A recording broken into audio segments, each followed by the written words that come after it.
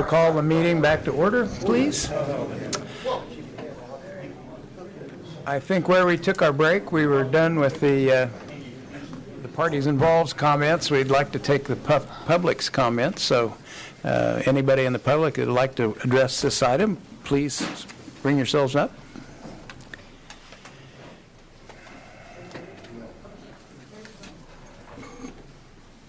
Mr. Mayor, City Commissioners, I'm Carolyn Peterson, 2052 Leland Way.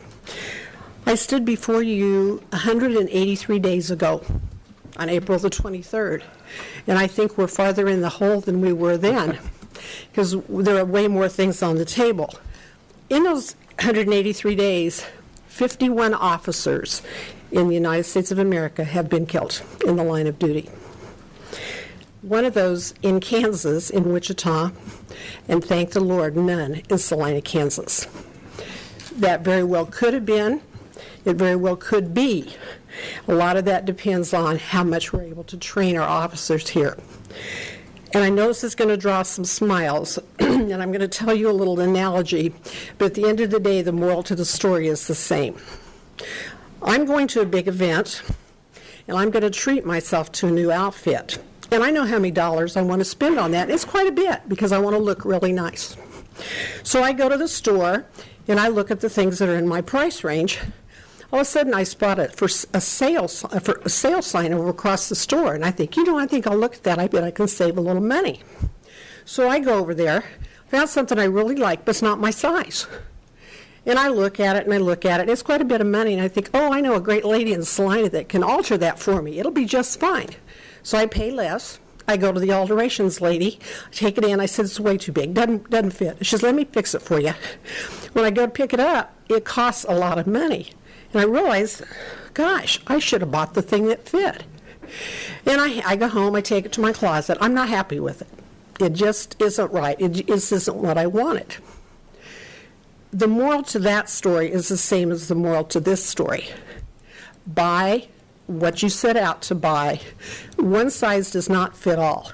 You cannot alter everything to fit your size. Thank you for your time. Thank you.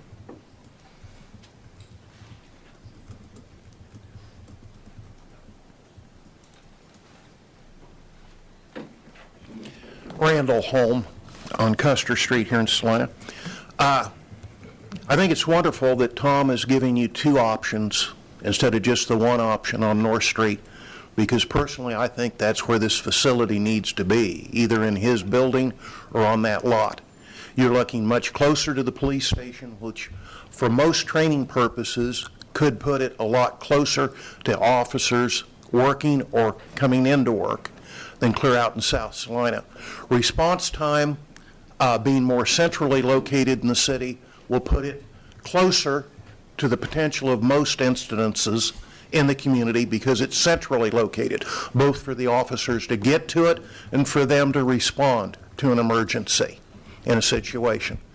And in law enforcement, one thing that I don't think's been talked about enough is that a half a minute or a minute can cost lives in a response time in an emergency situation. So that is a very important thing to consider. In addition to my concern about tax dollars being spent that don't need to be spent, because I'm a penny pincher, I think where you can save $300, $400, or maybe even $1 million when you talk about what the end cost for the new facility, totally new, could be, because the odds of those bids being met with lower figures than the bid estimate is probably next to null. I've been in the construction industry off and on my entire life. I'm fifth generation Salina, fifth generation contractor in Salina, Kansas. I get called on at least monthly, people wanting me to bid work. I'm not licensed in Salina, I can't do it in Salina, but they can't find anybody. So they're just searching anybody they can, trying to find somebody. I think you're going to see a 10 to a 20% increase above your bid, potentially, on actual costs before you're done. And in the delays to get the bonds issued, I think you'll see somewhere between an 8 and a 20% increase in interest cost in going with a new building that you haven't even broke ground on yet, no matter where it's at. We have already seen a 40 to 50% increase in interest cost in the last year and a half in the prime rate. The feds are talking about another 40 to 50% increase in the next 1 to 2 years. That may happen in months, or it may be a year or two out, but we need to keep all that in account. Also, I do not feel, if you go with Tom's current building, there is any need to run sewer utilities. The septic system that is there, I feel, is more than adequate to meet the needs for a facility that's basically going to be used part-time instead of full-time by fewer individuals than what the facility was built to handle. And as a plumbing contractor in Salina, I've got a little bit of an idea what those needs and usage estimates are and that. So keep all that in mind in making your decisions. Whatever it is, I agree we need to get something for law enforcement, but we also need to keep in mind that when we're spending public dollars, we don't always have to buy the Cadillac when a Chevy can do just as well. Thank you. Thank you. Hi guys, I'm Marcy Moberly, 300 East Wayne, and I really don't know anything about either location, and so that's not what I'm going to talk to you about. What I want to talk to you about is my husband, CSM James Moberly, and he worked and he put multiple soldiers through the Smoky Hill Range. And on the day Officer Hune was injured, I sat with him while he cried because we had the facilities out there that you guys could have trained through. And he was heartbroken that one of our officers was hurt when that was there to be available for you. And it just makes me frustrated, I guess, to hear all the argumenting about the buildings and everything and the money. And, you know, for me, take down those structures downtown. Give these guys everything they need, anything and everything they need. I want to make sure they're safe. I want to make sure when somebody I love gets hurt that they've got everything they need, enough people to get to my family, and enough training so that they can help us and they go home to their families as well. I appreciate that. Thank you. Thank you.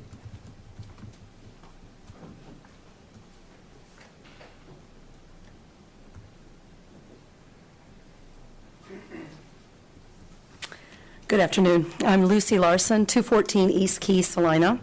Mr. Mayor and Commissioners and staff, I totally can relate to where you are, and I've been where you are, as so has Mr. Mars. You've got a tough job, and you can't make everybody happy all the time. You've realized that. Isn't it great, though, that we live in this community where we all know each other? But isn't it awful that we live in this community where we all know each other?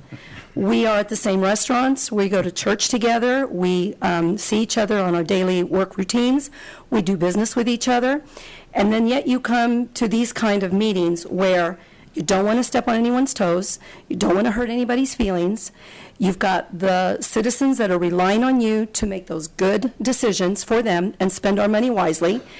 But then you've got the people that you think you're going to step on their toes or hurt their feelings. They're never going to talk to me at church. They're never going to go with me to coffee again. They're not going to vote for me if I run again. So it's a constant balancing act. You are constantly juggling 15 balls in the air and not wanting to drop any of them. I commend Carolyn for her little analogy because that is perfect. It's almost what I was going to say. Cheap is not always the best. All of you have shopped for something at one time or another, a house, a car, a tie. You know the difference between cheap and I hate that word. You know the difference between something inexpensive and something expensive and good quality. You know the longevity of it, you know the wear of it. So inexpensive or cheap is not always the best answer. Reading through all of these, I had so many questions. They were answered throughout the day or throughout the evening, so I'm happy for that. Really, if option number 3 is the best one, I think it's a win-win for everybody. I just urge that you not take 6 months to make a decision and think about it some more. And I'm sure Carolyn doesn't want another 183 days to go by again before you make that decision. It kind of just blew out my whole speech out the window. I just wanted to say that Our law enforcement officers, they deserve this respect. And after what we've done with our school system here recently, beautiful buildings, and they're all up to par, and with technology, we did a brand new, or a total upgrade of Fire Station number 1. Oh, and by the way, Commissioner Hay, not everything is guaranteed. Even when you see those, when you open up those bids and those prices come out for a building, there are constant changes. And so you always have to think that no matter what you agree on, you are going to have a percentage over that. Hopefully, things will come in under budget and you have room to grow in between. That's what we all wish for. But nothing is ever guaranteed. Even when you open up those bids, you're always going to have cost changes, and you're always going to have, I can tell you that happened many times on Fire Station number 1. So they deserve something new. They deserve the training. They deserve our respect. They deserve to be trained at the utmost ability, because they are on their job protecting us 24/7, 7 days a week, 365 days a year. So please, don't take too much time deciding which option you're going to do. I'm glad it's going to be one of those, and it's going to happen 2 years after we hoped it was going to be here, but it is going to happen, and law enforcement officers just deserve that. Why would we want anything less? Thank you.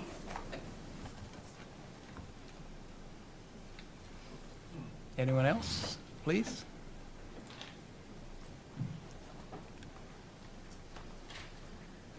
Daniel Eckhoff, Highland Avenue. Like the gentleman back here said, he was a penny pincher. I am a little bit as well myself. However, I do think when it comes to government, there's a certain prioritization that we need to take as far as what we spend our money on. And I think with the police force, I think last time I heard we were 12 people understaffed. It's about 15% of what they're trying to hit, I believe. I think we need to focus on having the premier equipment, premier facilities. What about a pay raise too? I think there's a conversation to be had, and I accidentally just happened to sit by the cops back there, so I promise I'm not in with them. But I would like to echo the comments that I don't think we need a Cadillac, but we don't need the cheapest thing either. Downtown structures, I complained about that previously. I feel like this is money that could be much more well spent. So I'd appreciate the continued conversation of supporting the police that are a vital part of our community. Thank you. Others, please. We'll bring it back up here for discussion. Mr. Mayor, I wish earlier we would have had that, or we would have known that option 3 was on the board. I can tell you option 3 is a whole lot easier for me to support than earlier, but I'm still, we just want to make sure our money's spent the best it can be spent, and to go from there. I believe we're getting value from both proposals. I think the parts that are most important to me are the location and the speed, that it'll be up and running, so they'll have their location much sooner with the pest stinger DMA option. So I'm in favor of moving forward with finalizing some kind of a plan, I guess, that we have with DMA. Just to follow up, because I didn't address this earlier, Mike, you made a comment probably in passing, and it really resonated with me about the most effective use of taxpayer dollars. And then I think when Mrs. Peterson and Mrs. Larson also spoke to that, this is a big investment, but normally I'm the one that's arguing to guard the taxpayers' wallet. However, I think this is something that we really need to make the investment in a facility that that we have designed. I mean, we have designed it from the ground up. We have the Police Construction Design Group. I'd be fine. my preference would be to end up with a facility that we have designed specifically for our needs and not try to retrofit, even, with the good intentions that we have. So I'd be more supportive of going with a facility designed by the Police Design Group, either in the Yost Drive location or on the Pestinger property. And I don't know if that appeals to anyone, but I mean, I'd be ready to, to move forward with that today. Time for a motion? You want to comment? I'll make a comment real quick. Comments, and we'll fly To some. answer a couple of the comments made from the public, again, this has taken longer than we all envisioned, and I think part of that is, one, we do owe the police force a good facility to train in. It's way overdue. This is something that should have been done 20 years ago, and so that I agree with. We also owe it to the taxpayers to take a look at the other facility. And again, because that's been a moving target, it's taken longer than we want, plus, believe it or not, we had other business to attend to also as a city commission. So I think we've done that. I do like the location on North Street? I like, just for my own reason. I do still have a concern about the current building that we're trying to retrofit. We've gone from 500 to 3. Now we even seem to have a little bit of a concern about the acoustics and who's going to do that. It's kind of a he said, she said as we sit here and listen. So I guess my preference would be that, again, if we're spending a little extra money to get a facility that we know is going to be long-term, how long have we been out at the old animal shelters? Has it been 40, did you say? 1973. No, so a long time, 40 years or longer. So if you take the extra money and you amortize that over another 40 years, it's really minimal. And this is a facility that will be used not only by the police force, the sheriff's department would. I would also, and again, might as well throw one more wrench in everything. I would also ask that the police force look at some way opening that up to the public for shooting. I know when we looked at the police force moving into a private, I understood there was a conflict there. And I don't know if that's at all possible, but I do have a concern as a citizen with the number of people that conceal and carry, that I think it would be advantageous to our community that if we had a place locally for them to shoot, and If I could, and that's not based on idea, that's just a suggestion. what I would say is I don't think I'm morally opposed to that, but Nancy from Risk Management may be. I mean, that's something that have to be brought up. Yeah. But picking one day a month to do that, Yeah. I know other agencies that have done that before. Yeah, and that's what I'm getting at. It wouldn't just be a come and go. There'd be certain days that would be scheduled, and that's something I would like for us to look at. I think we owe that to the public, just because of the safety to not only the police force, but to everyone else that's walking around, people not knowing who's carrying. So, again, that's not going to deter my vote either way, but it's something I really would like us to look at. So, One other thing I would like us to look at, though, if we decide that we're going to, go with the, Police Facility Design Group. Yeah, if we decide to go, that we look at putting it on North Street, because there's still an $83,000 savings there between the purchase of Yost and the purchase of this lot here. I'll go back, $83,000 is $83,000 no matter how you look at it.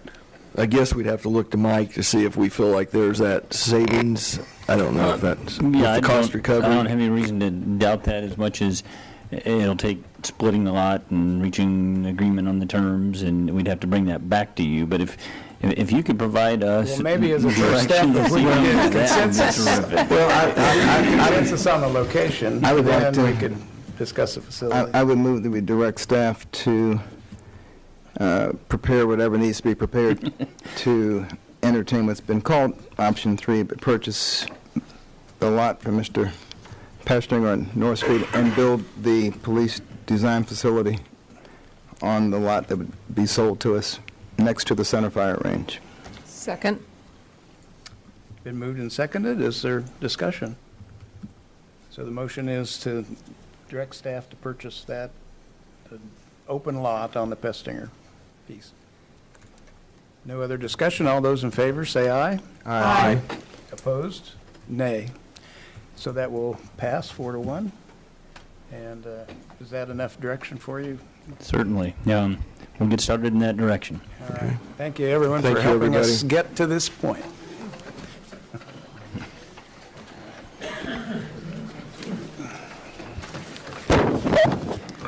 Very good. We're ready for, gosh, I forgot what numbers we're into. 7.4. 8 more to go. I'm sorry. We can take another break whenever you call. Not unless there's Is the margaritas. clerk ready? Yes. Okay. 7.4. 7.4, resolution number 18-7614, requesting an extension of the compliance deadline date as previously ordered by resolution number 18-7574 related to repairs or demolition of a dangerous structure located at 540 West Iron. Mr. Pilcher? Yes. Sean Pilcher, building official with the city. What we're going to do this is I'm going to give you an overview and some background. Of what's been going on in the past with this project and resolution, and then Mr. Brewer is going to come up and kind of state his case to you guys on what his plans are.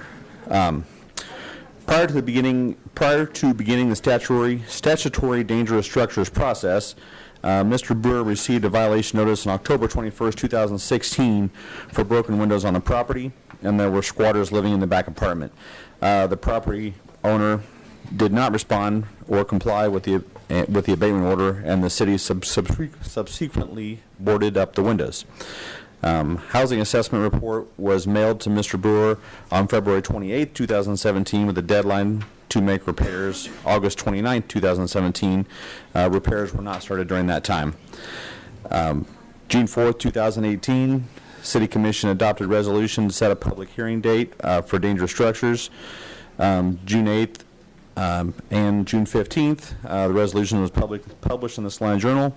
June 11th, a copy of the resolution and cover letter was sent certified to Mr. Brewer. It was delivered on June 13th. July 16th, City Commission public hearing was held, dangerous structures.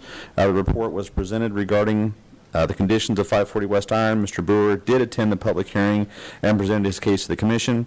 City Commission adopted Resolution 7574 ordering repairs or demolition of the structure with substantial completion required by October 15th.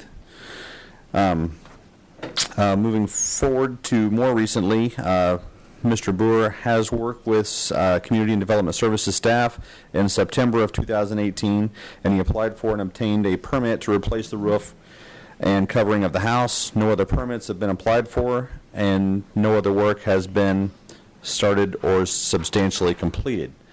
On October 12th, Mr. Brewer came into the office to ask where things were with the process and what he needed to do. We reminded him of the compliance deadline in Resolution 187574 of October 15th.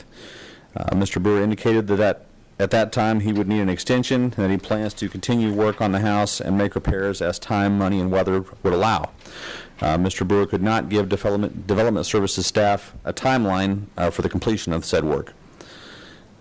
Mr. Brewer has completed repairs on the front steps of the property and has started a portion of the roof that he got the permit for back in September, but he has yet to complete any items on the list presented to the Commission in July, including the shifted foundation or drying in the roof to prevent further deterioration of structural members. On your blue sheet, I copied the list of corrections that were on the resolution that he needed to get done. Haven't done any of those yet. On October 17th, 2018, staff performed a site visit and inspected the decking for the north portion of the roof. This inspection resulted in approval for the work completed. This work is only a partial area of the entire roof structure that needs to be replaced, and no other work had begun on the repairs or demolition of the structure. A permit is required for further repairs or demolition, and no other permits have been applied for or issued. commission action today. You can approve Resolution 187614, setting a compliance deadline agreed upon by Mr. Boer and the commission for substantial completion or demolition or repairs, and authorizing staff to proceed with the demolition if the owner fails to comply. Number 2, deny the request for an extension and direct that Resolution 7574, adopted on July 16, 2018, be enforced. And if you guys have any questions, I'd be happy to answer them, or I can let Mr. Boer tell his part. How much of an extension, Mr. Boer, how much of an extension do you think you're going to need? Well, it's difficult for me to give you a concrete extension because it's just me. However, I would say that I have come up with a power supply, which now I don't have to do everything by hand. I have also, just yesterday, gotten a commitment from a guy to help me do the work. I don't know how long it'll take. I really don't. There's a lot of work to do. Everything he says is an absolute fact. All I can say is that my situation has improved. The money hasn't, but everything else has. And I'll continue to work on it until it's done if you'll allow me to do so. If I can't do it in the amount of time you guys need me to do it, then you have to do what you have to do. That's really all I can say. I mean, I know we're running upon, winter time now is coming up, and there's going to be a lot of times you're not going to be able to work on this. I live right around the corner from the structure, and I went over yesterday and looked at the structure. I seen the work you done on the front steps, and I seen the work you had started on the one side of the roof on the other side. Yeah, the whole back, right. If you walk on the other side, I mean, you've got a lot. I mean, there's a lot to be done. I myself just wanted, I don't have a problem extending a date, but it's just, like I said, I have no idea what you're talking. You say money, and well, I mean, so it's not going to be cheap. I go because I can't get a loan. I can't get a loan on a building, obviously. With all the medical conditions my wife and I have experienced over the last period of time that I talked about last time I was here, we no longer have the credit to be able to even get a credit card. So, as I have money, I buy materials and I go put it on. That has been probably not the biggest limiting factor. The manpower situation has been just as big. But I see that as improving with having some help. When I was here last time, it was just said, we'll give you the extension, you do what you can do, we'll see where we got to. And at that time, my understanding was we were going, and I may have misunderstood, but I understood that we were going to work on those aspects that actually gave it the standing as a dangerous structure, which at this point, if I'm not mistaken, left are the roof and the foundation. Is that? Everything else is not included. When I talked with you and Jerry, that's what I understood to be. All the items on this list they have to be done to get it off the dangerous structure list. Okay. I can read those for you guys. Sure. The foundation on the east. I get it over here. Yeah. The foundation on the east side of the house is pushed in significantly. A 2-foot level shows it to be out of plumb 3 inches within 2 feet from the top of the foundation to the sill grade. Number 2, the siding and the soffits have significant holes in deterioration and are letting moisture into the interior of the building. Water damage to structural members has occurred throughout the interior of the structure. Number 3, the roof is severely dilapidated with several holes and leaks present. And number 4, there are 4 levels of living space, including the basement. The stairs to all these levels have significant damage, including the front entrance steps, which the front entrance steps were taken care of, but I don't know that anything else has been. Okay, and I wasn't aware that the interior steps were part of it until I think I just realized it when Mark and Jerry came over. But neither here nor there. I just can't say I'll have all these done at a specific time. It just So you've got some significant challenges here with but if you told me that the roof and the foundation, you could deal with that in some reasonable amount of time, 6 months or so. I mean, this has been a problem building for quite a while. I think we could live with it for an extended deadline, but I'm my gut tells me you're not going to be able to overcome the challenges, but I'd give you one more shot at it and see how much progress you're making. You know, if you came back and you didn't have every violation complied with, but you had the really important ones like the roof and the foundation dealt with, then I'd be interested to hear you make the case for finishing up the project. And I think I mentioned this last time, you know, that fixing the roof and stuff's great, but your property's only as strong as the foundation that it sits on. And that's a really tall house. Have you had a contractor out there to give you an estimate of what it's going to take to fix that? I have not. I just noticed the one down the street that Garcia did, and I thought, well, I'll call him, because I really hadn't considered what I was going to do about that, because I hadn't gotten to that point in my progress. And my concern is I really appreciate you wanting to work on this, but I don't want you to spend money and then come to the foundation and find out that the cost is substantially more than you can handle. And so I'm just saying, I think that would be an important thing to look at, and I'm going to look at city staff and state that unless that foundation is corrected, no occupancy permit will be issued for that property, correct? That's correct, yes. And my stance was, okay, we need to work on the foundation, bolster it until I can get the roof done to stop the water from going in, creating even more damage. That was I'm not saying that you're wrong or I was just saying that was my approach. I just know that the basement work can get pretty expensive. It can, and I don't think this one will be cheap. Yeah. I just have to find out what it'll cost and maybe I cash in my retirement. I don't know what I'll do. If it comes to a point where I find I can't afford it, I'll have to give it up, and I won't stand around waiting for somebody else to find it out. If I find myself in that situation, I'll be talking to these guys. Do you have a long-range plan for what you're going to do with the property?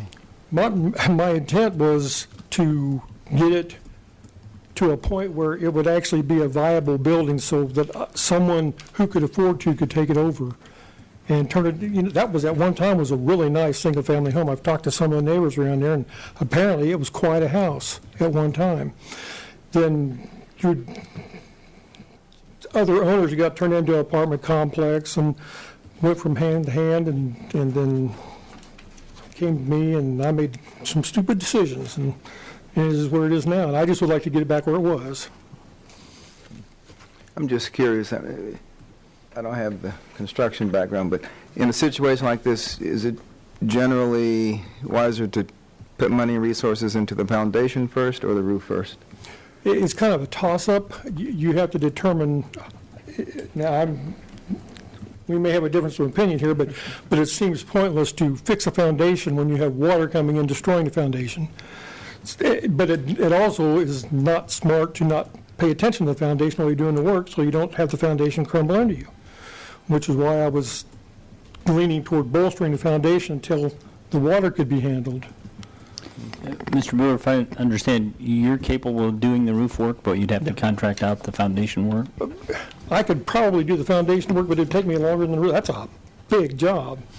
And, he had a crew of 5 or 6 guys over there, and they did it in a couple of weeks, not 6 months. Right. Well, the reason I ask is, the conversation's kind of trying to decide what work to be done, but there's another step, and that's just to estimate the cost. Mm-hmm. And I think I'm going to take the recommendation of finding out what that would cost. Schwartzwager and Lincoln does that, and Garcia does it, and I think there's another guy who just works on foundation work like that, repairs. So I guess that would be my approach, and if I'm allowed to proceed. That's all I have. I'd like to tell you more, but I just have to state the facts. Is there a chance that, to have him come back, go ahead and pursue, get some estimates on the foundation to find out what the foundation is going to cost to do, let him make the decision, if it's worth fixing the foundation or not? If I might suggest, rather than have you manage this project like we just got done managing the fire an option might be to put together a compliance plan, and that might require a higher level of detail in terms of getting cost estimates and reporting back. And as a commission, you might sign off on the compliance plan, and then staff can administer that plan. And if we fall out of compliance, then bring it back to you. I mean, the other option that we've seen happen in other projects is we think we have a plan and we put a 6-month deadline out, and we're off schedule early in the plan, but it takes 6 months to get back to it. I think you want to stay on top of this process a little bit more. That's going to be more work for staff, but I think if you task staff with developing a compliance plan with Mr. Boer and bringing it back for your ratification, that might be the best compromise of what you're describing, Commissioner Hay.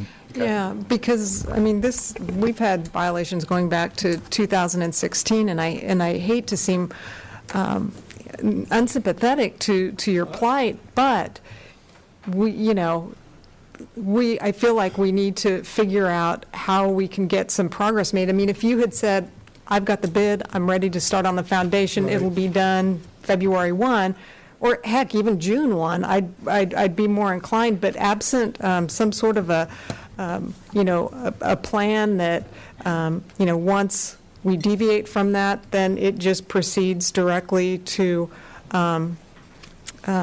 demolition or whatever the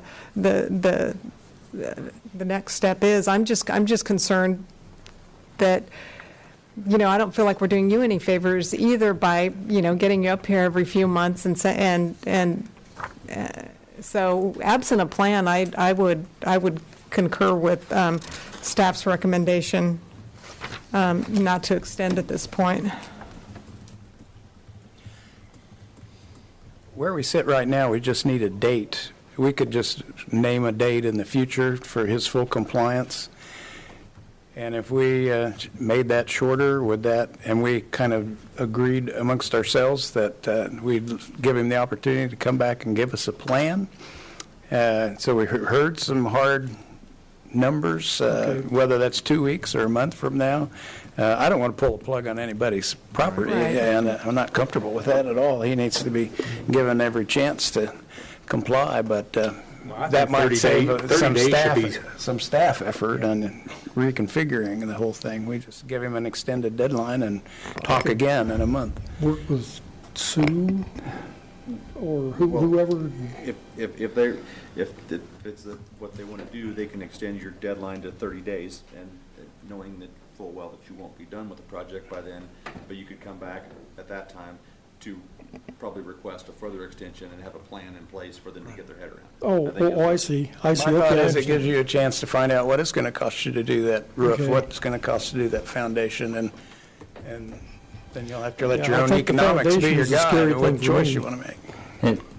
If that is the chosen route, my suggestion within Resolution 7614 is in Section 2.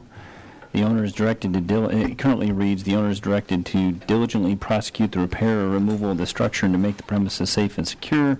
Such work shall commence immediately and shall be diligently prosecuted so as to allow for substantial completion of all work no later than, and that's where you insert the 30-day deadline. My suggestion would be that we add to that the responsibility to prepare a proposed compliance plan for the City Commission's consideration. So it may be a little awkward, but Section 2 could read that the owner is directed to diligently prosecute the repair or removal of the structure and to make the premises safe and secure, as well as prepare a compliance plan for the City Commission's further consideration. And then if you want to synchronize, if you put it out a month, that would be the 19th of November, but that means we'd have to have something the week prior, and that really kind of turns into 3 weeks from Mr. Poor. If you want to give him a full month, then you probably need to look at November 26th or December 3rd. Considering part of that last week would be the Thanksgiving weekend, and not much work's going to get done either. Meeting with other folks, I'd just go with December 3rd. December 3rd.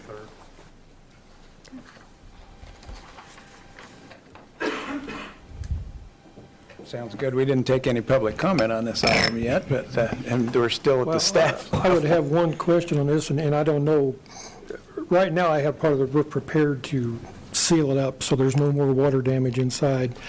And I don't know if I'm in limbo here on this. I mean, I hate to leave it just as it's been, essentially is where it is. It just has the decking. It needs some roofing felt and some shingles on it if we're going to keep it from going further down. I really don't know what to do at this point if we're talking about 30 days out and the possibility of turning the whole thing down. Well, we're trying to give you the opportunity to come up with a plan. If you think you don't want to waste any effort between now and then and complying with all of it, then I'd say. Absolutely. I guess maybe I wasn't understanding.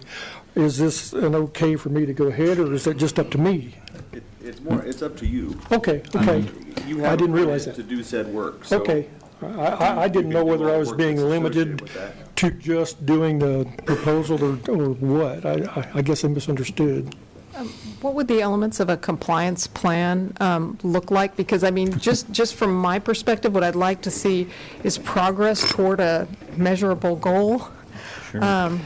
I don't know that we have a form handy, but in my estimation, it's responding to each of the itemized elements that are in the notice in terms of what the resolution will be, the estimated cost, and the estimated time frame. But Okay. And that's what we're hoping to have done by December 3rd, correct? yes, and Okay. I'm looking to staff. They've had more conversations with Mr. Brewer than I have, but Yeah, and it's going to be isolated to those bullets. Right. So Right. anything above and beyond that would be up to Mr. Boer, but focusing on those bullets and what it's going to take to get those done.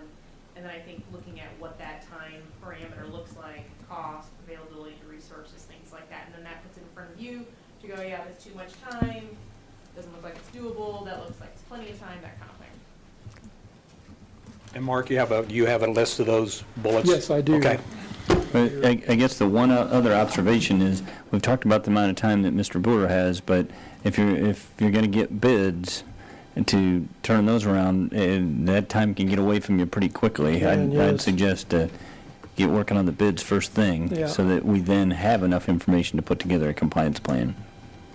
I'll get on that post haste. Okay, thank you very much. Thank you. I really appreciate it. Is there anyone from the public that would like to comment on this item? And we'll bring it back up here for action. Mayor Ryan, I move that we approve resolution number 18-7614, granting an extension of the compliance deadline date as previously ordered by resolution number 7574, making the following change within section 2 of the resolution to read, "The owner is directed to diligently prosecute the repair or removal of the structures and to make the premises safe and secure, as well as prepare a compliance plan with staff." Second. Oh, and December 3rd, sorry. December 3rd. It's been moved and seconded. All those in favor say aye. Aye. Any opposed? That item will pass 5-0. Next item, 7.5. Item 7.5, resolution number 18-7610, authorizing the interim city manager to permit the Salina VFW post number 1432 auxiliary volunteers to solicit within the city's right-of-ways. Mr. Tragg, have you got this one? I do, for a lack of someone else to delegate it to, I think. You may recall that since 2014, the Muscular Dystrophy Association has requested and received approval from you as the City Commission to allow off-duty firefighters to solicit funds within the city streets as part of their Fill the Boot fundraising event. And that is done with certain parameters and in keeping with the standard traffic ordinance, and so it's just been MDA and Fill the Boot since the time that we've kind of formalized that process. Recently, we received a similar request from the VFW to allow donations to be collected at the Broadway-Crawford intersection on Saturday, November 10th from 10 a.m. to 1 p.m. as part of their Veterans Day Poppy Drive to support veterans.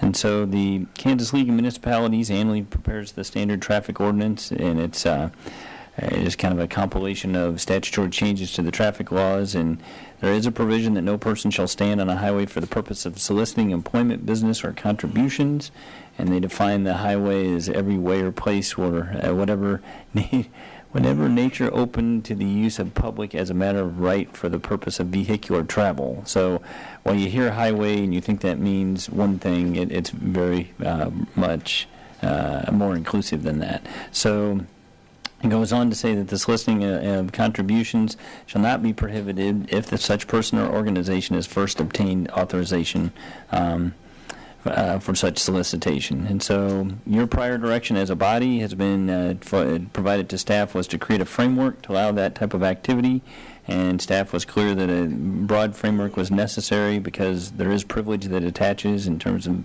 legally being required to offer to all organizations and businesses and entities and people that opportunity. And so with that in mind, the primary limitations that the City Commission can impose are to allow collection of funds from within the driving lane of the street, but restrict solicitation activities to behind the curb. And this is the approach that's been taken previously. That all activities associated with City of Salina employees are to be off duty, and employees may wear apparel pre-approved by the city manager, and limited use of vehicles. So a lot of that was directed at our particular employees and their particular approach.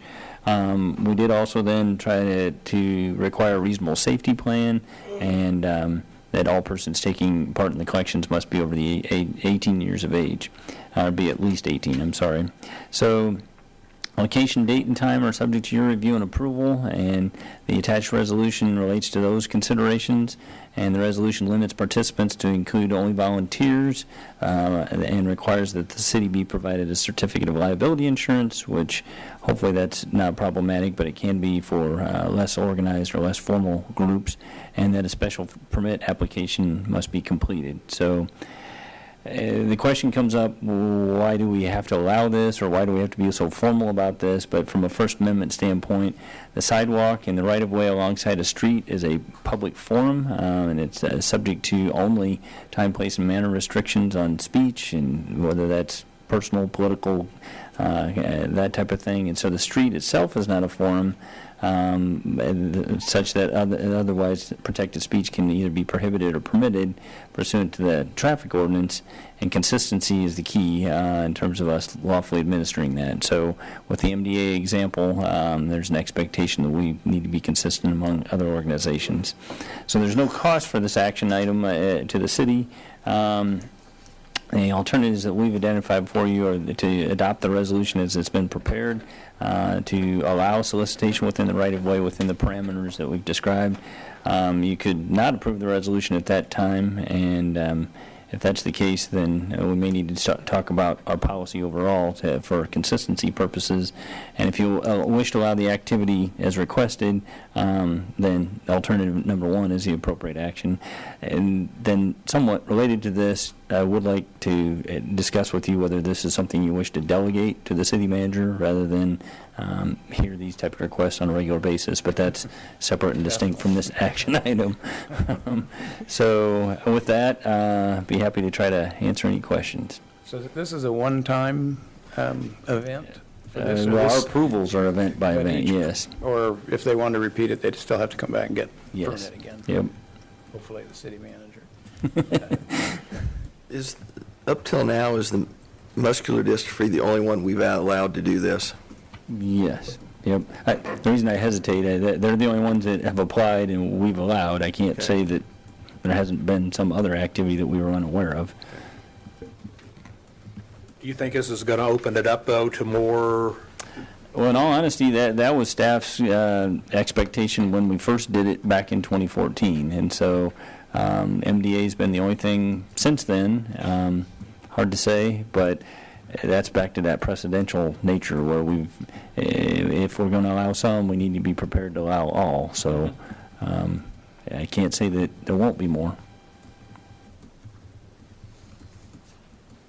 Other questions for staff? Anyone from the public like to address this item?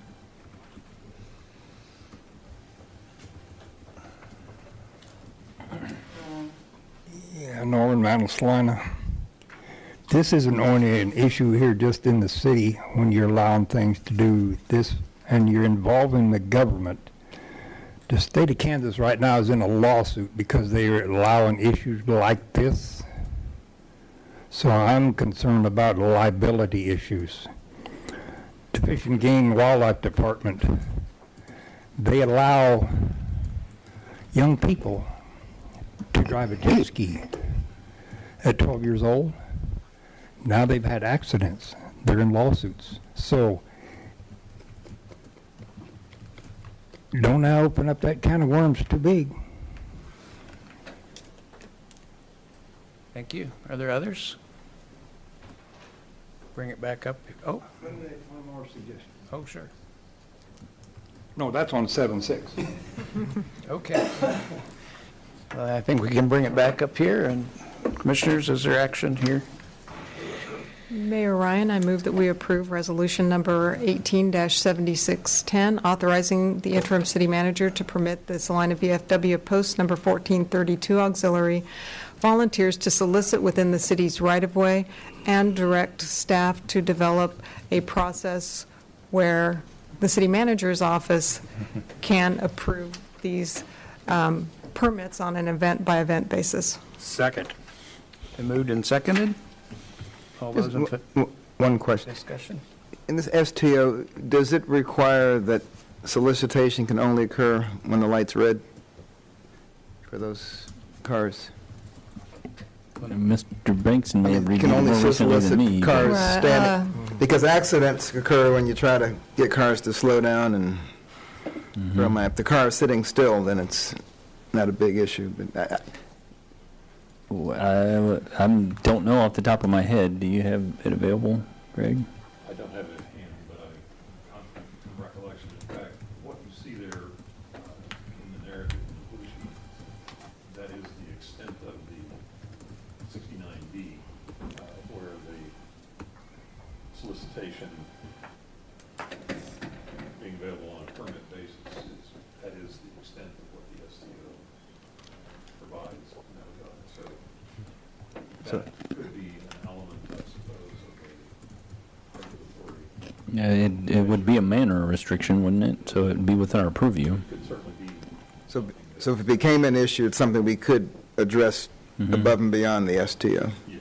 Okay. Thank you. And they're aware they need the liability insurance? I believe so. And what's the dollar amount on that? Is there a... Our exposure is 500,000, so we passed that. I was just going to confirm that they have submitted their liability insurance certificate, and it's been reviewed by the city's risk manager, and it meets our requirements. I heard a motion. Was there a second? Yes. I still am not thrilled about the idea of people running around trying to collect. So that's just me. Been moved and seconded. All those in favor say aye. Aye. Any opposed? Nay. That item will pass 4-1. Development business. 8.1. Oh, I'm sorry. Excuse me. Single use. How could I miss the plastic bag inquiry? 7.6. 7.6, single-use plastic bag ban inquiry update. Okay. I'll be giving a report on this. It was a joint effort between Development Service and Public Works, City Manager's Office, and our legal counsel to look into this issue. The Commission asked us to look on it earlier this fall, back in August, I believe, and we did come up with some information for your consideration. We do have a recommendation. I have a few bullet points listed here. You've seen them in the blue sheet, but I will list them just for those folks at home. We are looking into the single-use plastic bag ban as requested by commissioners earlier this fall. We found out the following information upon our research. We have contacted the Kansas Department of Health and Environment, and they are unaware of any other cities that have restricted the use of plastic bags in Kansas. There have been a number of communities that have looked at it since 2014.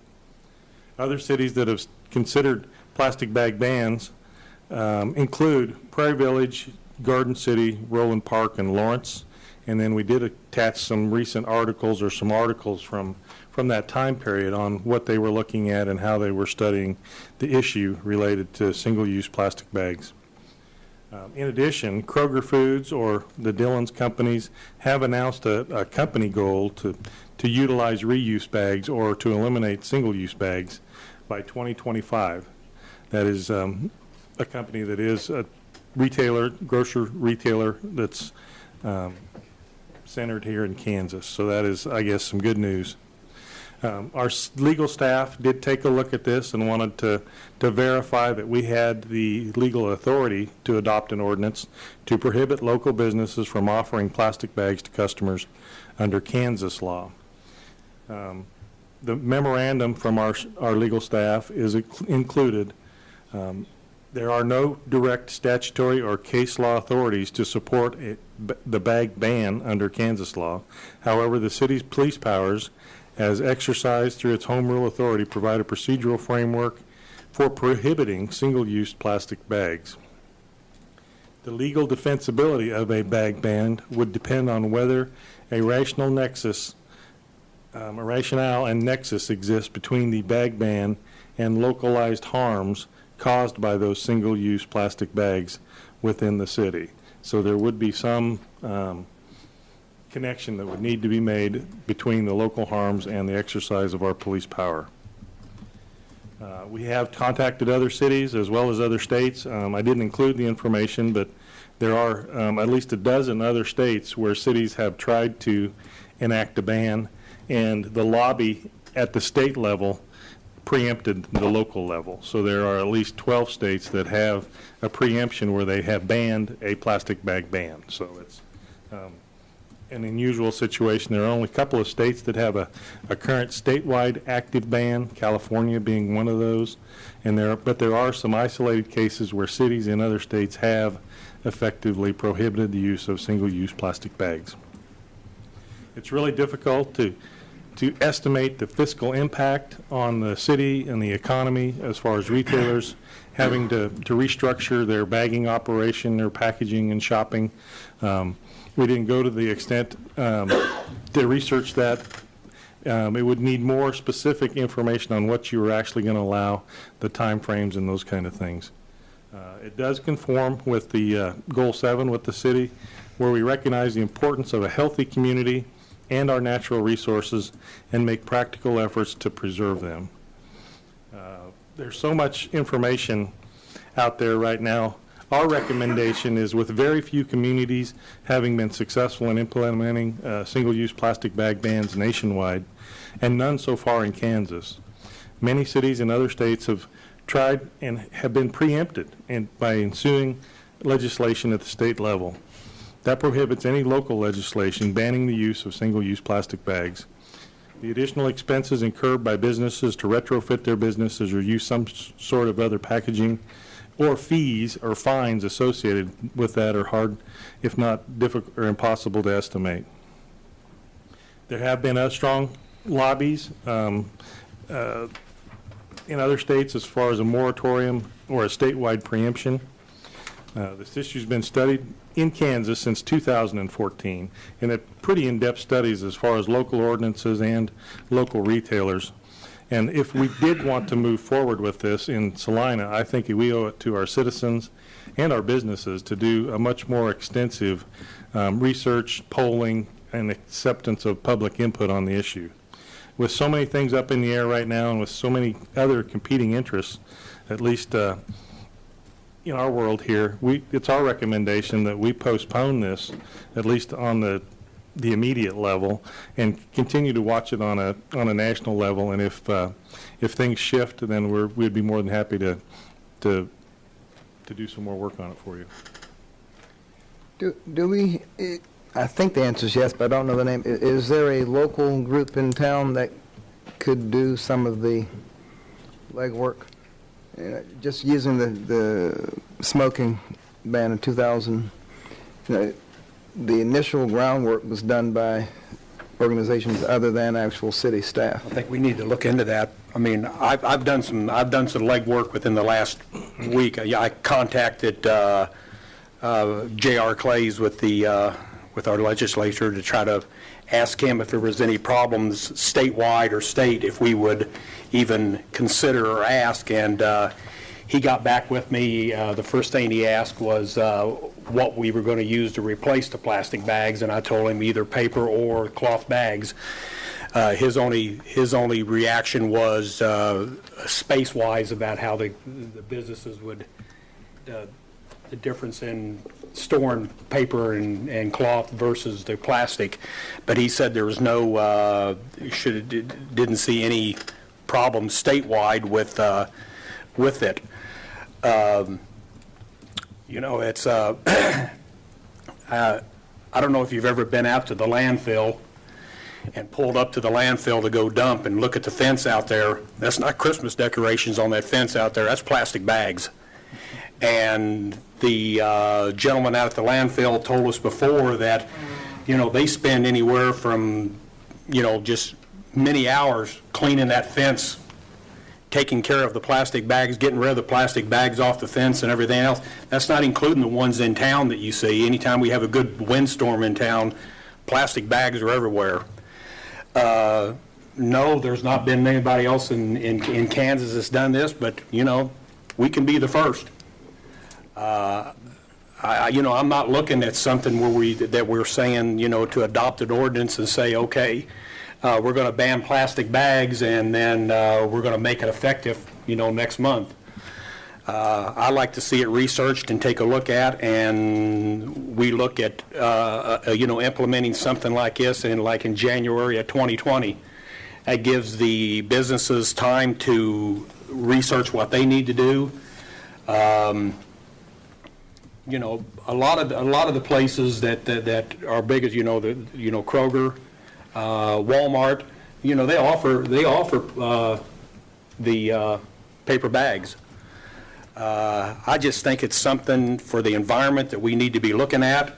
You know, we're always talking about recycling, and I just see plastic bags as a big issue. You know, I know a lot of people use the plastic bags to pick up their dog stuff, but, you know, they can figure out something else to pick it up with.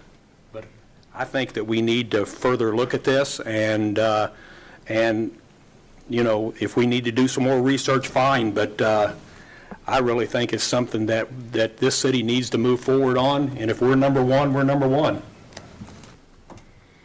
And I think in the interim, it'd be nice if we could look into the city recycling center accepting the bags. Obviously, you have to have something to do with them. I mean, even if they're compacted into a, you know, something heavy that won't blow into the fence at the landfill.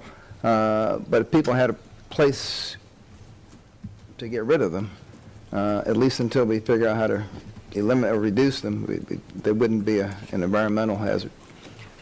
I will say this, they do have recycling for those at Dillon's, and I think at Target as well, in case anybody wants to recycle those.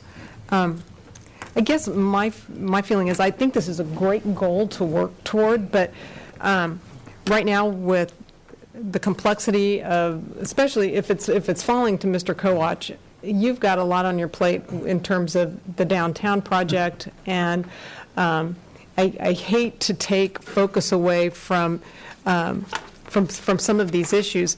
If it's something that we can take a look at this again, maybe in another 6 months or something, and in the meantime, reach out to those citizens like Dr. Davis suggested, you know, seeing what they would be willing to do to help this process along, and to just get out there and talk to some business There's a group, and they owners. presented to us before, and I can't think of their formal.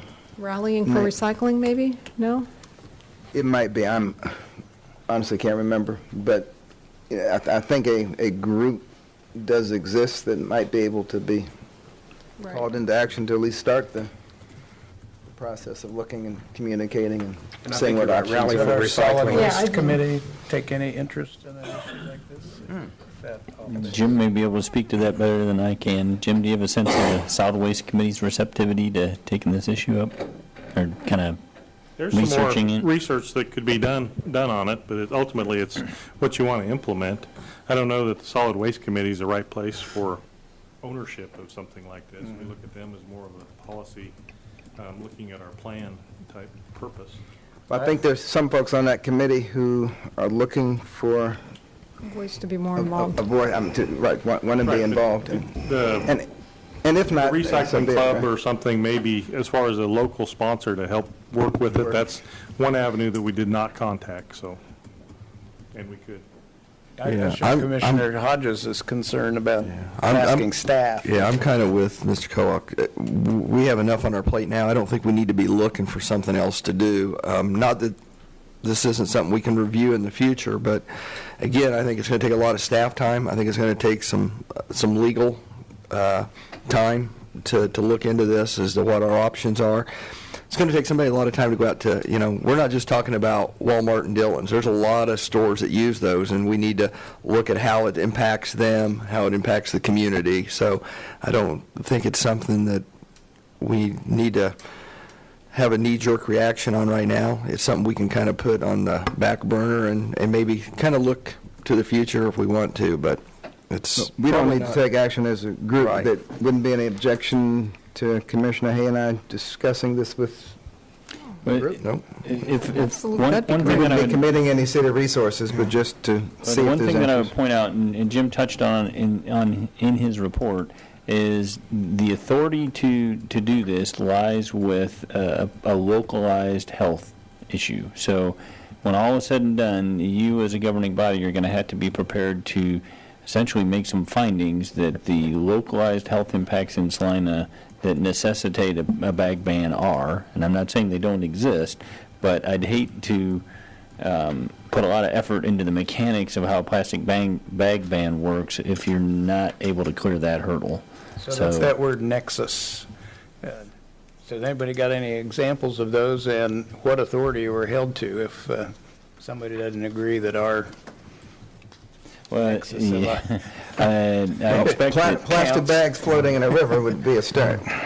Yeah, I mean, I think we could, I mean, Well, and I'm not saying and if they it's don't exist, specifically but- health-related, I'm not sure, but, I mean, as Commissioner Hayes said, the nuisance factor is off the chart. But the only reason I bring it up, I'm not saying they don't exist, but that will be a key part of your action, and I'd hate for you to waffle on that after, we've invested volunteer time and energy. But I appreciate you bringing that up, because that at least gives us one bit of direction as far as, goals that have to be met. Right. It might be helpful that rational nexus test is the lowest test in terms of we're not dealing with any protected classes or anything that elevates that nexus. That rational nexus is the common relationship between harm and the exercise of the police power. The only thing I wanted to mention that the key is the bridge or the distinction between anecdotal information that would just intuitively support certain conclusions as compared to any empirical work that may have been done to substantiate the relationship. So what's an example of that? The percentage of plastic in the water supply or something like that?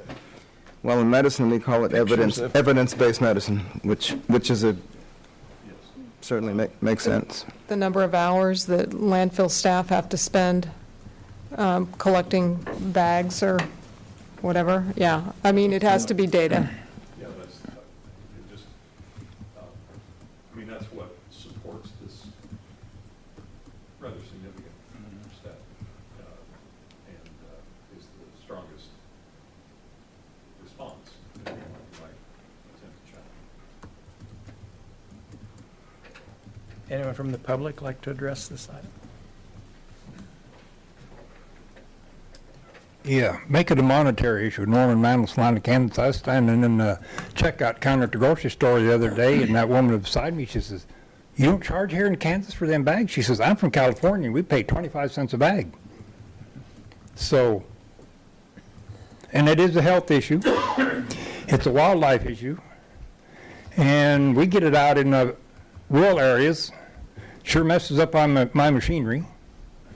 So, but I'm more concerned about the wildlife, because fish and stuff like that, they're ingesting that stuff. So, yeah, look at it down the road 6 months from now. But at the checkouts, charge them a quarter. We pay fees, recycle fees for cans. We have a disposal fee for our tires. So if you take 6 months, fine, but do it. Be up front instead of following. Thank you.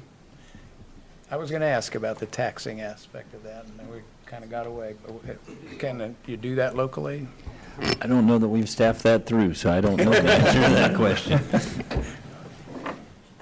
Yes, ma'am. Hi, Jenny Solden, 902 Gypsum Avenue. I just have 2 points to make on this issue, and I am all for cleaning up the environment. I do think that you need to consider, though, that it might put an undue pressure on, say, people living below the poverty line. First of all, to have to buy the cloth bags. Second of all, that their lives are hectic enough. And I guess this is a specific point to me because I used to volunteer for Circles of the Heartland for several years and know what all of their students have gone through. The last thing on their mind is, I need to stop at the store, and do I have my cloth bag so I'm not carrying it on the bus in a paper bag and it ripping. The other side of that is, as Commissioner Hay pointed out, a lot of people use it to pick up after their dogs when they take them for walks. And being a responsible guardian of a dog is already expensive enough. There are biodegradable bags that you can buy specifically for picking up your dog's stuff, but if you're talking health concerns, it's already a proven health benefit to have a pet. Why make it more expensive? And my other point, that was kind of one point. My other point would be that, and now I've forgotten my second point. Well, I guess it was a lie, wasn't it? Well, there you go. Thank you. Daniel Eckhoff, Highland Avenue. Pretty much echoing what she just said. Just kind of want to realize what this is. It's an additional tax on the purchases we'll buy with these plastic bags. That'll get passed on to us, impoverished people.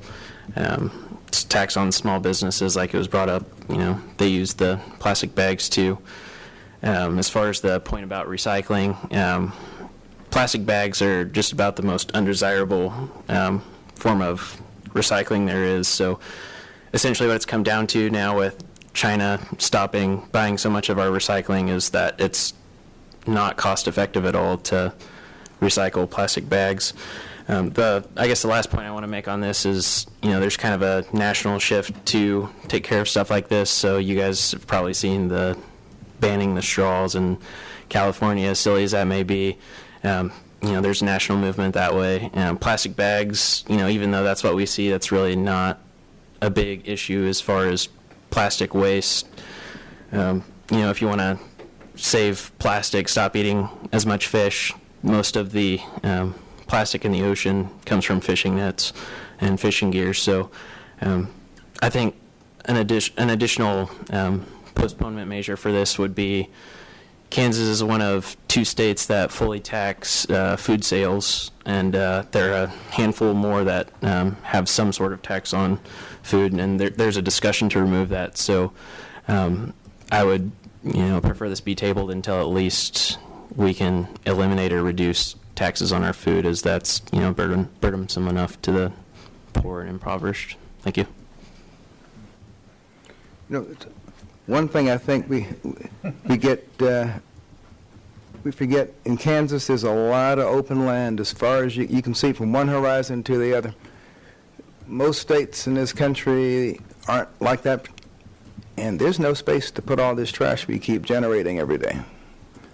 And here you can bury it, and you can go 100 miles. You could put 100 miles of trash underground here, and nobody would know. But, you know, that may be to our detriment. At some point, we're going to drown in the trash we're making.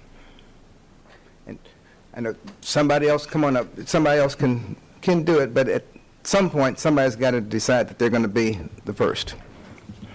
I did remember my second point. Sorry, I'm blonde. It happens. I think as any novice student of behavior will tell you that anybody is more willing to do something if you give them an incentive as opposed to a punishment. So I don't know what the answer would be as an incentive to get rid of plastic bags, but if you can find that, this would be a golden society. I mean, everybody would be following you because people are way more likely to smile and do what you want if they have an incentive as opposed to being hit over the head. Thanks. Thank you. Anyone else? We'll bring it back here to commissioners. Was this just a discussion, or? I believe it is, unless you, it was sort of an update. Just an update. My personal preference is to maybe take this up at the first of the year in our strategy sessions. I'm just reluctant to task the staff with anything specific between now and the end of the year. I'd agree, so we can just... I'll agree to that. Yeah, and we can just maybe meet with Well, and if the two of you are willing to be liaisons in terms of getting some sort of grassroots effort, I think, also speaking to Ms. Solden's point too, if it's something that's coming from the community rather than a top-down approach, I think you're going to have a lot better buy-in too. If there's a lot of people that are saying, yeah, this is really important to our community, this is what we want. Like with the smoking ban, I mean, you really tapped into something that was very important to a lot of people, and maybe at the beginning of it, they weren't able to articulate it or didn't even know it was important to them. But I think if we can get something growing from grassroots, I think it would be a good thing too. Merchants may make the change on their own. You never know. Absolutely. Commissioners. Very good. Thank you very much. Commissioners, may I just recap a little bit? So my suggestion, I guess, would be that you've said that you're going to take it up after the first of the year, and we definitely need to be mindful of that. My two concerns would be that in the interim, staff and otherwise are able to indicate that that's not something that we're taking input about, whether it be at the Solid Waste Committee or I think this may take on a life of its own unless we're clear about you as a commission will be revisiting it. And while you talk about having it at your strategic planning session, that may dominate your strategic planning session if you're not careful. You may find yourself conducting a plastic ban strategic planning session rather than an organizational one. So I guess my suggestion would be that what I've heard you say is after the first of the year, I think I would suggest it in this format rather than strategic planning and recognizing that it's really the next step is going to be back at this level rather than any intermediate steps at staff level in the meantime. Is that an acceptable approach? With that. That's probably good advice. Or some kids would say, don't make a move till you hear from us. Okay.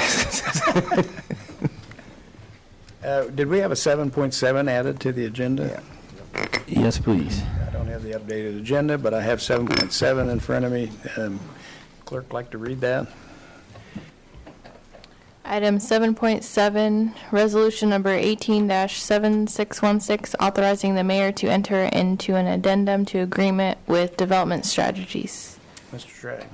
Thank you, Mayor and Commissioners. In August of 2016, we entered into an agreement with Development Strategies. They're the city's feasibility consultants for the downtown redevelopment project, and more specifically the Starbond project. And they had an agreed upon scope of work as well as an hourly fees and a total compensation not to exceed $62,000.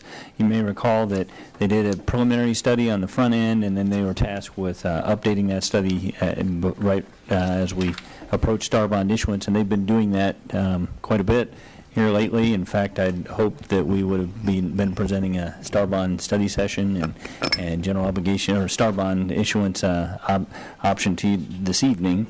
And because of some of the work that they've done and additional work that they need to do, we decided that we just weren't quite ready to make that presentation. But in the process of doing all that work, they've bumped up against their not to exceed amount and reached out and said, looks like we're close, but we still have work to do in excess of that not-to-exceed fee. You may also recall that in September, I came to you and asked to engage them specifically for the purpose of doing some sales tax data analysis, which they've also been doing. That they're not concerned about that fee in particular, but more finalizing that study, which includes making a presentation to you at an upcoming meeting. So I wanted to reach out to you before we went too far past that not-to-exceed amount, and they've indicated they don't think that they'll exceed it by much, but what's presented to you is just giving me the discretion so that we don't have to come back time and time again if we're adding a little bit more responsibility to their work. So having said that, I touched on the star bonds, and I guess maybe in other business we need to take up a little bit more detail about the status of that report and its relationship to overhead structures, but I thought I'd mention that at this time as well. So the resolution that you have presented to you authorizes the mayor to enter into an addendum to that agreement, and it would then, the addendum itself grants authority to me as the interim city manager, I believe, to administer that contract going forward.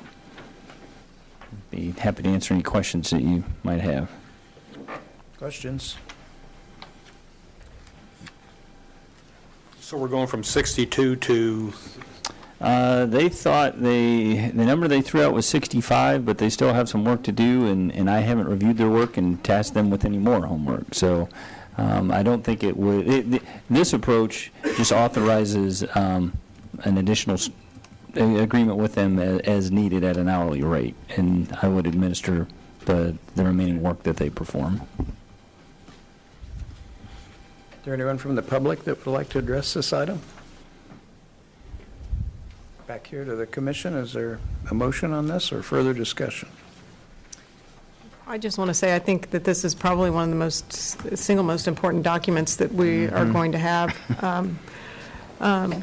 in terms of, analyzing the star bond project. So I would like you to, make sure that you feel like you have all the information that you need, and, for any other entities, whether that looks like our, outside legal counsel or, bond agents or whatever needs to. There's a lot of people that have been working on it. They're Right. the ones that have got the rate. Everyone else is more engaged for services. So there has been and will continue to be a lot of due diligence. I'm sorry, I didn't realize my mic wasn't on. There has been and will continue to be a lot of due diligence in preparation for bringing it back to you. The schedule we've identified is first reading November 5th and second reading November 19th because of the Veterans Day holiday in between. Okay, well, we'll keep us moving. Yes. You're ready? Ready. Okay.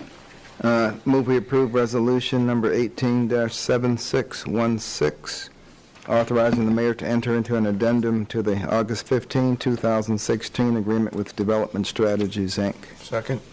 Been moved and seconded. All those in favor say aye. Aye. Any opposed? That item passes 5-0. Development business, 8.1. Item 8.1, application number Z18-19, requesting a change in zoning district classification from C7 to C5 on property addressed at 621 Westport Boulevard. 8.1A, first reading ordinance number 18-10980. Mr. Andrews.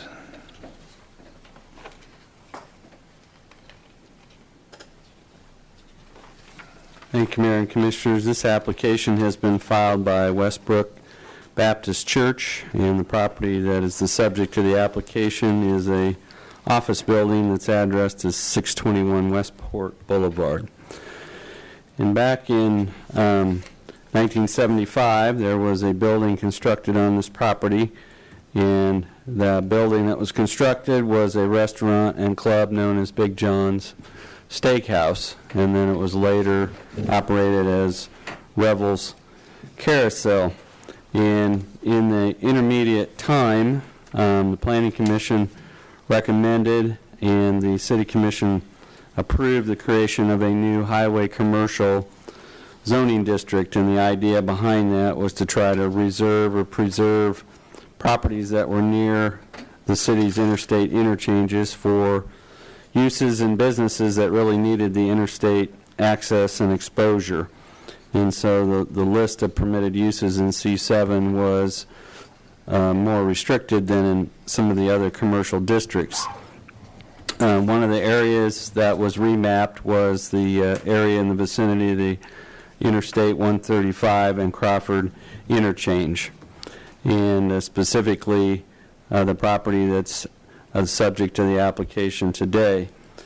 And then shortly after that adoption, the Kansas Independent Networks, which was doing business as Kansas Cellular, purchased the property, and they received approval of a conditional use permit to convert it to a business office.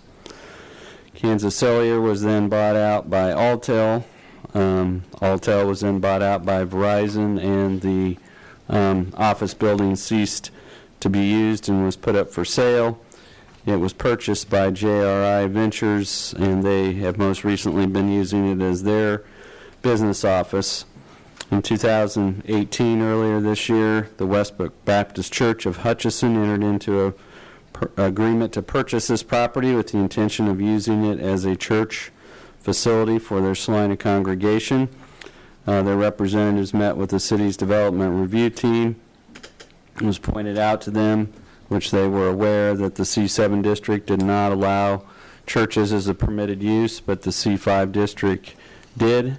And this is a property that has split zoning with C7 on the building portion and C5 on the parking portion. So they submitted this application to rezone the property to C5 so that the building could be converted into a worship center for their Salina Church branch. And it's their belief that this particular location is not well situated to pull in highway traffic from the interstate. It's not directly adjacent to the interstate. It's over 1,000 feet from the actual interchange, and it hasn't been the location of any kind of interstate-oriented business in about 30 years. So the applicant believes these restrictions are inhibiting the reuse of the property.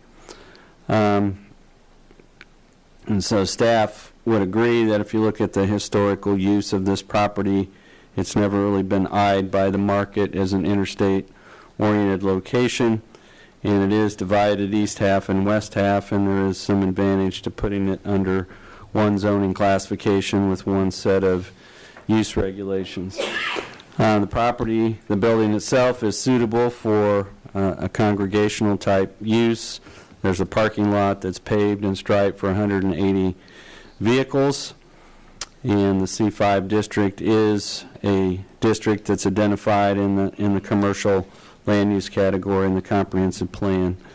So the Planning Commission reviewed this at their October 2nd meeting, and they made a motion 8-0 to recommend approval to the City Commission that this request for C5 zoning be approved. With that, I'd be open to any questions that you have. But the main purposes of this are obviously twofold. C5 zoning allows for churches. The other thing is that the zoning of this property has historically been split, and it's under one ownership, and having it uniformly zoned C5 would have one set of rules and one set of regulations for them to follow.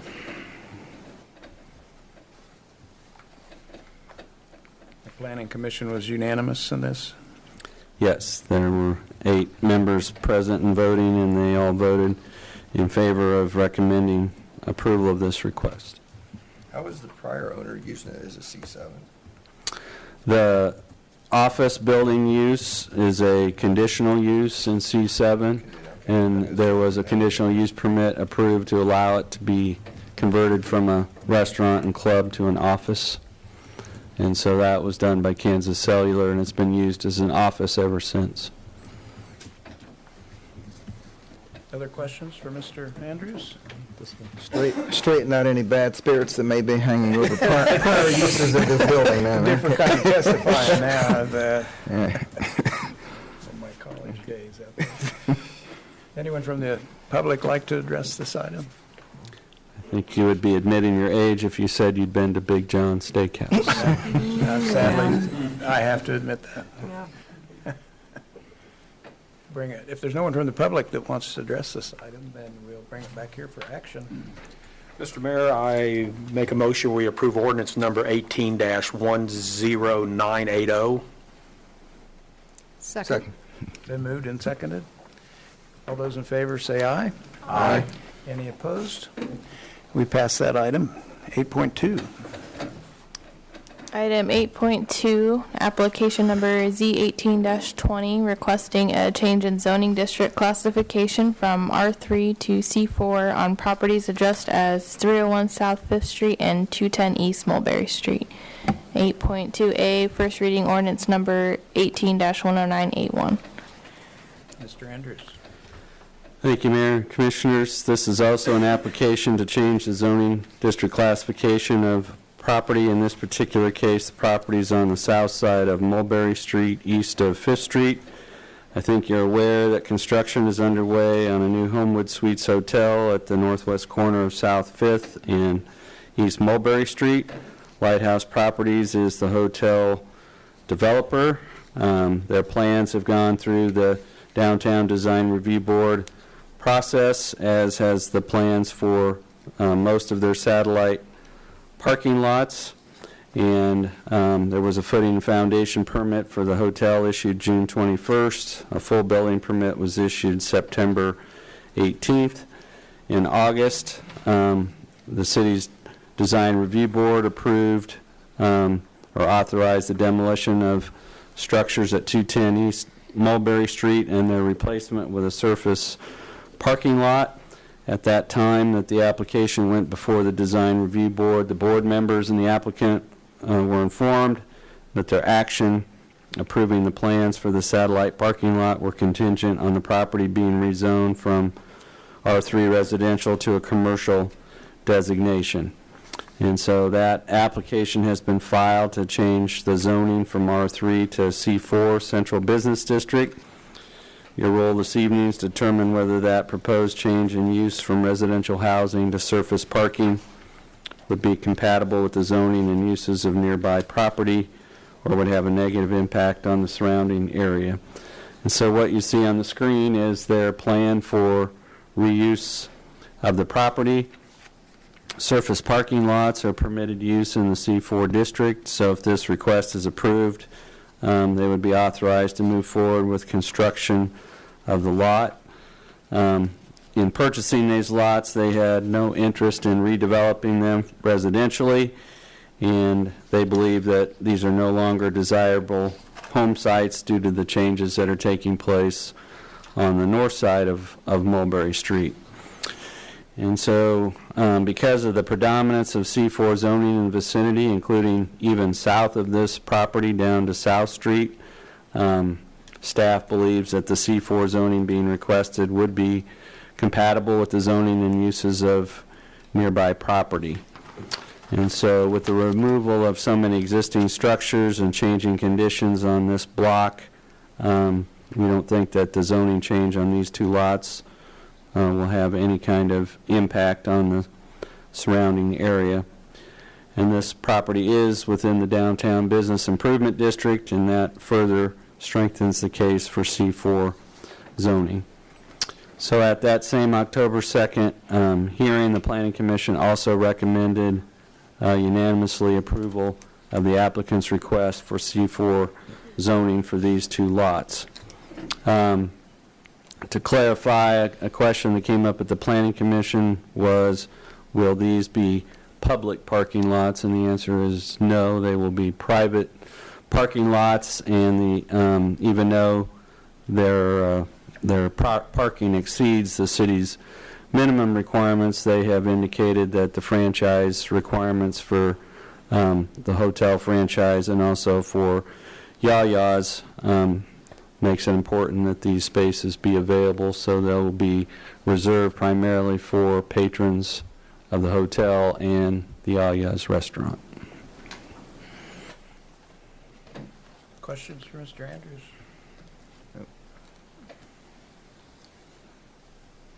Thank you, Mr. Andrews. there anyone from the public that would like to address this item? If not, we can bring it back up here for action. Is there a motion for this item? And move approval on first reading ordinance number 18-10981. Second. Been moved and seconded. All those in favor say aye. Aye. Any opposed? That item passes 5-0.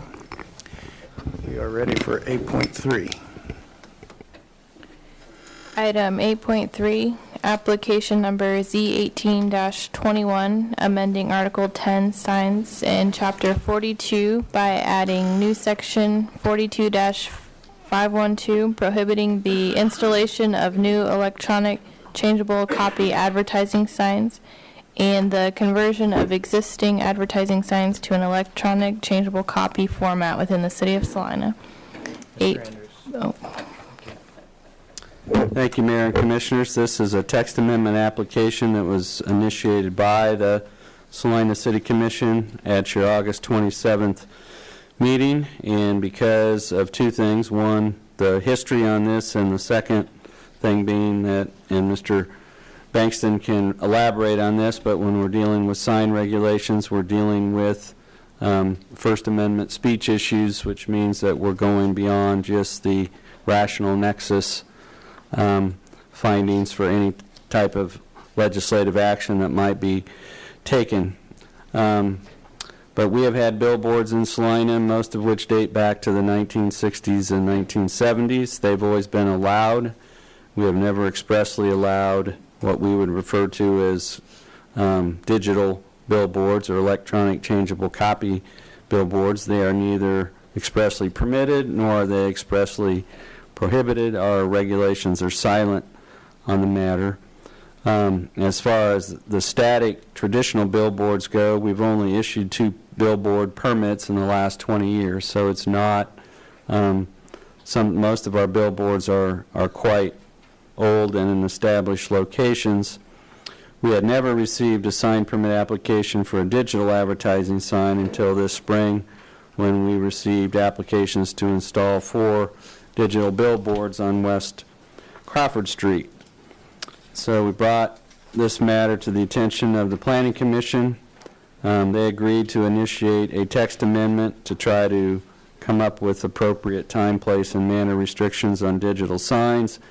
They also recommended to you that you adopt a moratorium on new digital advertising signs while the issues related to those signs were investigated. And so on May 7th, you adopted or established a 120-day moratorium on new digital advertising signs and the modification of additional or existing signs. The purpose was to allow existing code to be reviewed and the potential impacts to be evaluated. So the short answer is that rather than relying on staff's somewhat tenuous administrative interpretation as to how to proceed, we wanted to put this question before the Planning Commission and City Commission so this community could decide what's appropriate for the city of Salina. So those items went forward and came back to you with a Planning Commission recommendation on the 27th of August, and that resulted in you instructing the Planning Commission to conduct a public hearing on a possible permanent ban or prohibition on these types of signs. And October 16th was set as the hearing date for the Planning Commission. A couple things that were pointed out through the process is that off-premise signs or billboards tend to be much larger in size and scale than on-premise signs. In some cases twice or even 4 times the size of a standard on-premise sign, and the impacts that electronic and digital displays have on the aesthetics of commercial areas and neighborhoods and traffic safety, the effects of the light are all different than what you would have on a static billboard or a small-scale electronic changeable copy sign. So what we attempted to point out was, absent some amendment to our regulations, if we had an influx of digital billboards, that could have a negative impact on community aesthetics, on property values, on the character of existing neighborhoods. And if we look back, the Planning Commission had discussions on this item on 2 meetings in June, conducted 2 public hearings in July, and conducted 2 public hearings in August. At their August 21st meeting, while they acknowledged and appreciated the work that staff had done and that the draft that they had been working on was based on input received at the hearings, there was not a majority of planning commissioners who believed that allowing these types of signs was in the best interests in the community. They approved a motion recommending that an outright ban or prohibition be adopted as in the best interests of the citizens of Salina. You took that recommendation under advisement, and at your August 27th meeting, you authorized staff to initiate a new text amendment that would prohibit electronic changeable copy advertising signs, and referred that back to the Planning Commission for scheduling of a public hearing. And then you also extended the moratorium on the installation of electronic changeable copy signs to Friday, November 2nd, to allow the text amendment to run its course. And this was done on the advice of the city attorney, from the fact that the original text amendment application was advertised as amending the regulations to develop appropriate time, place, and manner regulations, and not the outright ban or prohibition was not really advertised as part of the text amendment. And so a new text amendment was filed and a new public hearing was held on the 16th of October. And at that meeting, the Planning Commission voted unanimously to recommend that a prohibition on electronic changeable copy advertising signs within the city limits be adopted, with an exception for advertising signs located adjacent to interstate highways. So the effect of their recommendation would be to allow electronic changeable copy advertising signs along I-70 and I-135, but not along any city streets within the city. And so what we attempted to do, because their recommendation was not, as part of their motion, was not accompanied by specific findings, we wanted to just go through for your benefit what we have on the screen there. And last year, when we adopted sign code amendments dealing with temporary signs, the City Commission adopted a purpose section or a purpose statement where the governing body articulated what you hoped to accomplish by regulating signs within the city of Salina. And so on the left-hand side are 4 values that you indicated you hope to advance through sign regulations, and that is to make sure that signs are compatible with the character and visual environment of the community and promote the goals, objectives, and policies of the comprehensive plan, that we avoid distracting signs or sign clutter, that we protect the aesthetic appearance of the city's natural and built environment for cities and visitors, and we protect property values and the quality of life by enhancing the appearance of the streetscape. So, as I noted, the Planning Commission's had 5 different public hearings on this matter, and so various commissioners articulated their reasoning, and so some of the findings and conclusions that they advanced at those hearings was pointing out that these types of signs are 5 to 10 times larger than on-premise signs. And so if you have a sign such as in front of the Masonic Temple that's 40 square feet, we're talking about billboards that might be 400 square feet which would be 10 times the size. And so as it relates to the comprehensive plan, they saw a map that showed that they would presently be allowed in neighborhood centers and community centers identified in the comprehensive plan, and they thought allowing them would be contrary to the comprehensive plan in that regard. Commissioners articulated that moving light associated with digital billboards is distracting, and they also found that if they were allowed on city streets, that they could hide the architecture and landscaping that the city is working so hard to try to encourage, and that they would create a bright attention-getting light that would mask the community.